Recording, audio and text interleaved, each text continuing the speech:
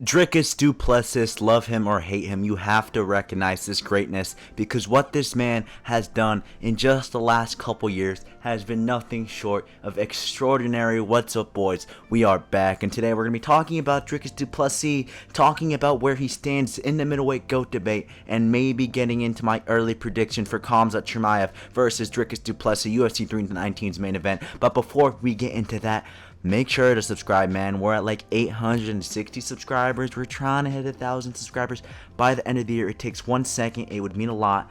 But obviously, this fight is definitely coming up, and it's one of the most anticipated fights of the year, I gotta say, man, because when I drop my prediction video for this fight, dude, I'm gonna be dropping my own prediction video just for this fight, and then the rest of this card. I gotta say, Dricus du Plessis versus Khamzat Chimaev, that will probably be the longest video on this channel, at least my longest fight breakdown. I'm gonna be talking. I could talk about this fight for at least an hour, brother. I mean, this is just a mega fight. We didn't get Tom Aspinall versus John Jones. We didn't get Islam Makhachev versus Ilia Topuria. But you know what we did get, or I can't say that at least Khamzat Chimaev might pull out last minute. But we are very close, at least, to getting this fight. And this is just a dream fight, something that people have talked about for years. And finally, we are in the position to be actually getting this fight. Khamzat Chimaev is a clear-cut #1 contender, and Dricus du Plessis is a very well-established champion, coming off 2 wins. He has 2 title defenses in the middleweight division now. And Dricus du Plessis has some of the best back-to-back wins in UFC history, and it's time to start talking about it. It's time to start talking about Dricus du Plessis' resume, because this man has picked up wins over some of the best in the division. You know, we're going to talk about who exactly he has beaten and how highly I rank him in the middleweight GOAT debate. But I gotta say, man, I am very excited for this fight. This fight is going to be one of the best fights ever. But we have to consider Dricus du Plessis, if he wins this fight, there is serious potential for him to become the middleweight GOAT. I know a lot of people, if they weren't paying attention very closely to this video, they looked at their screen, they saw this video, they saw what I said, and just probably audibly gasped. But Dricus du Plessis, if he beats Khamzat Chimaev, there is a very valid argument for him becoming the middleweight GOAT. And that's just because Anderson Silva and Israel Adesanya, you look at their ranks and their strength of schedule, they aren't as good as Dricus du Plessis. We look at Dricus du Plessis' last couple wins. Obviously, he has a very dominant win over Robert Whittaker. Robert Whittaker is one of the best middleweights of all time, dude. At the end of the day, Robert Whittaker has 4 losses at middleweight in the last 10 years, pretty much. They are to Israel Adesanya and Dricus du Plessis, and obviously RDR stuck in there somehow. But I don't really know how RDR stuck in there. But Dricus du Plessis probably beat like Robert Whittaker in the most dominant way out of any of those guys. I mean, other than the first Izzy fight versus Robert Whittaker, Dricus du Plessis won in there as a huge underdog at UFC 290 and dominated Robert Whittaker from start to finish, even getting a pretty good finish on Robert Whittaker. I mean, seeing this photo right here, he's smashing Robert Whittaker's face in. Mark Goddard had to step in to save Robert Whittaker, and Robert Whittaker has picked up wins over some of the best guys in the division, dude. Darren Till, Marvin Vettori, Derek Brunson. I know a lot of those guys who I just named are meme guys, but still, dude, he picked up wins over Yoel Romero.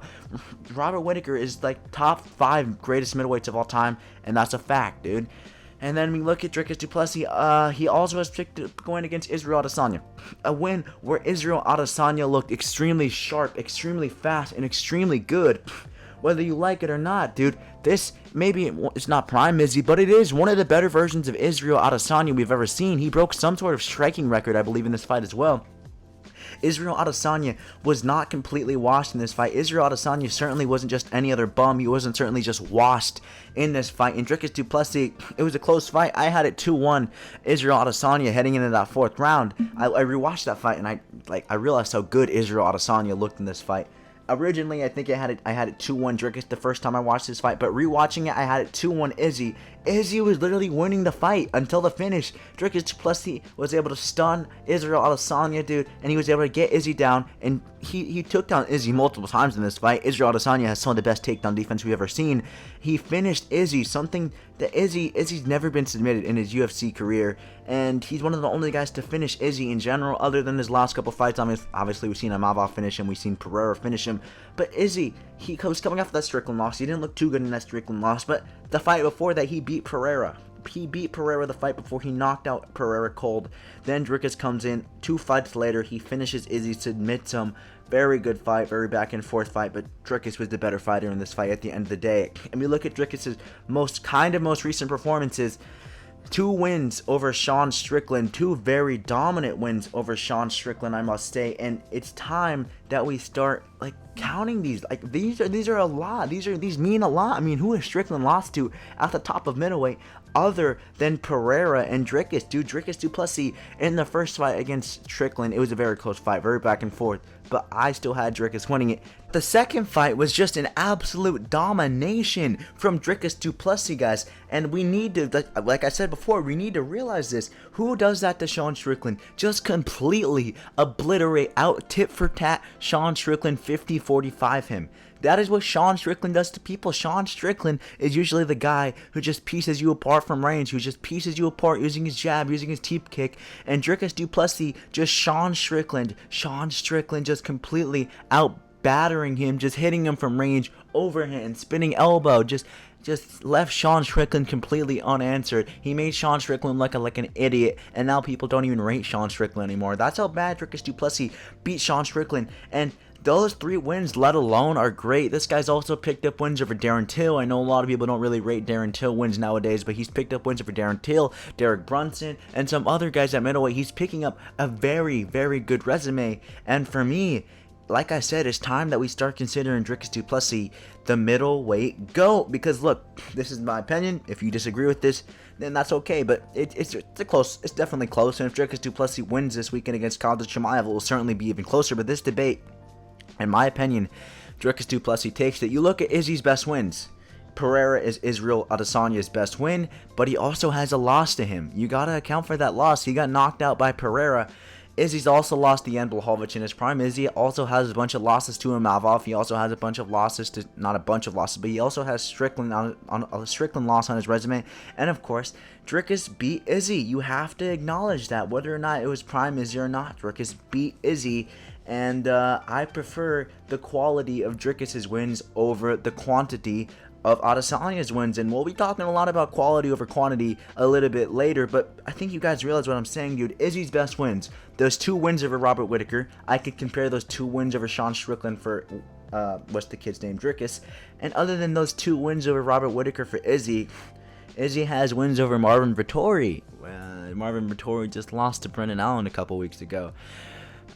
He has wins over Paulo Costa. Paulo Costa is definitely an interesting win. Paulo Costa is like, in his last 6 fights, he's like 2-4. And then a Yoel Romero win, that's a decent win. But other than that, his wins, his resume isn't that good. And the domination, the fashion he was doing it in also wasn't that good. Dricus du Plessis is finishing all these guys. Dricus du Plessis is completely battering all of these guys. And Dricus du Plessis is making it look like it's not even close, other than that Strickland fight. But in the rematch, Dricus just completely dominated him. Meanwhile, Izzy was struggling with a lot of these guys and barely getting past them. And for me, I think Dricus is definitely better than Adesanya, maybe if he gets this one over Khamzat. So not definitely better than Adesanya, but there is a very big debate, a very clear debate here. And if a lot of people think Adesanya is a middleweight GOAT, so if you think Adesanya is a middleweight GOAT, well then this debate shouldn't be a lot hotter than that, because Dricus du Plessis, quality over quantity, dude. 2 wins over Strickland, a win over Izzy, a win over Robert Whittaker, a win over Derek Brunson, a win over Darren Till, versus Anderson Silva's resume. The kid beat Chael Sonnen. The kid beat Forrest Griffin, Vitor Belfort, and who else? If Dricus du Plessis was in the same era as Anderson Silva, he would beat the same guys and have the same fashion of wins, the same domination of wins, the same winning streak. And that might be a hot take, guys, but that just shows you how the sport of MMA has evolved. If Dricus du Plessis was placed in the 2010 era that Anderson Silva was placed in, he would be the same greatness as Anderson Silva. That's just my opinion. If you guys disagree, let me know down below. If you guys agree, let me know down below. Make sure to subscribe, and I'll see you guys in the next one. MMA Outpost out.